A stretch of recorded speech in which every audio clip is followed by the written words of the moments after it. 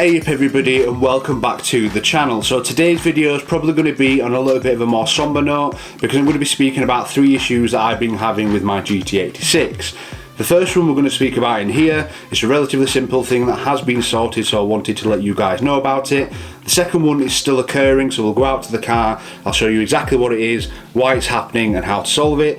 And the third one is something which I have no idea what it is, and I'm hoping that one of you guys might be able to help. Before we get into the actual video then, I just want to say that today's video is going to be a little less action-packed, if you can call it that. I'm just waiting for some bigger projects to come together, whether that be companies, weather, that sort of thing. So there are some very, very exciting things coming in the near future. So we'll move on to the main part of this video then. And for those people that have been subscribed to the channel for a long time, first of all, thank you very much. It means a lot to me. You're an absolute star. But you guys know that whenever I talk about issues, I talk about it in a warts and all fashion. Just because I do stuff on YouTube doesn't mean that my life's hunky-dory, doesn't mean that everything's unicorns and rainbows. Things do go wrong and I will let you guys know about it. So the first thing that we're going to be talking about is the battery. So a quick backstory to what happened. It was a Thursday night, it was 4 days after I used the car last. I jumped into the car and went to press the start button and it didn't start. The car was then driven for around 10 minutes. I was away from the car for about 3 hours, came back to it and it only just started. I then went to work the next day, or tried to go to work the next day, so it was a Friday. I was walking down the stairs, just had my cereal, everything was brilliant.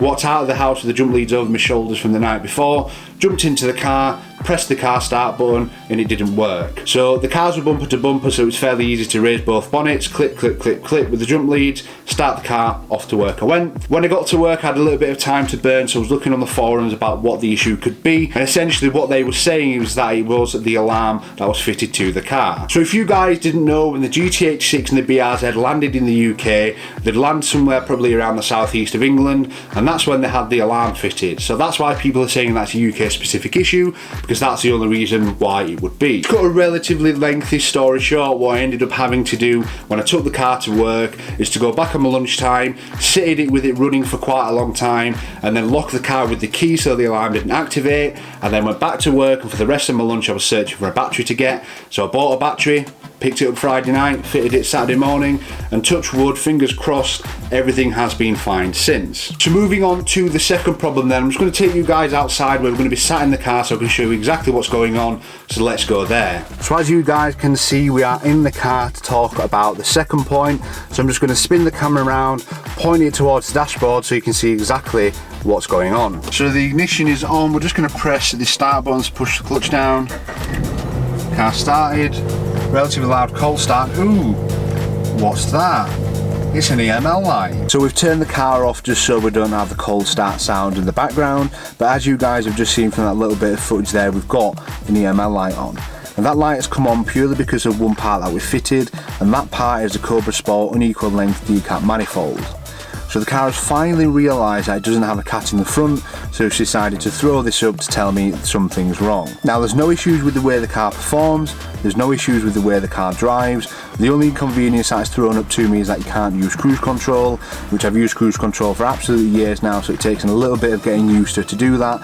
And the only way to fix it is to get a remap on the car, which will then delete that light off for good. And I don't actually know whether you could actually class it as an issue, since it is something that I've done to the car which has made it happen, and it is something that I did know could happen once you fitted a manifold to the car, but it is preventing me from using cruise control. It is something of an inconvenience at the moment until I do get a remap. But what we're going to do, we're going to hop into the garage once again and we're going to talk about this third issue which I need your help with. So we're back in the garage to talk about problem number 3, and this is one that I have absolutely no idea about, and that's developed over the last couple of weeks. So the way that I've got it to happen is to be accelerating through second or third gear, and when you get to around the 3,250, 3,500 mark, there's this weird rattle. So I don't know whether it's because of the vibrations and maybe something rattling against a frame or rattling against a mount or something to do with the exhaust, but it sounds like it's coming from the rear left seat but underneath the car. So it's something which has been happening for a fair while. Sometimes it happens, sometimes it doesn't. I've been trying to get it to happen every time I've gone out in the car, and again it's probably half and half as to whether it happens or not. I'm not entirely sure what it could be, but I'm hoping that you guys could help. So if you do have any issues like that and you did manage to fix them, let me know down in the comments. I'll be forever grateful because it's doing my head in. So there we have it guys, they are the 3 issues that I've been having with my GT86. The first one is the battery, that's been sorted, that's fine. The second one is the EML light, which has come on because of the Cobra decap manifold that we fitted, and all that needs to be done is to get the car remapped, so it's a matter of getting that booked in. And the third one, which is the weird resonating, vibrating sound that I'm getting from the car. If you have any ideas what this could be, please let me know down in the comments. If you want to keep in the loop with the issues that I have and the solutions that I find for them, be sure to subscribe to the channel. That's the best way, because I'll probably mention it in a future video rather than doing a dedicated one. But thank you so much for watching. Your support is always appreciated, and as always, I'll see you next time.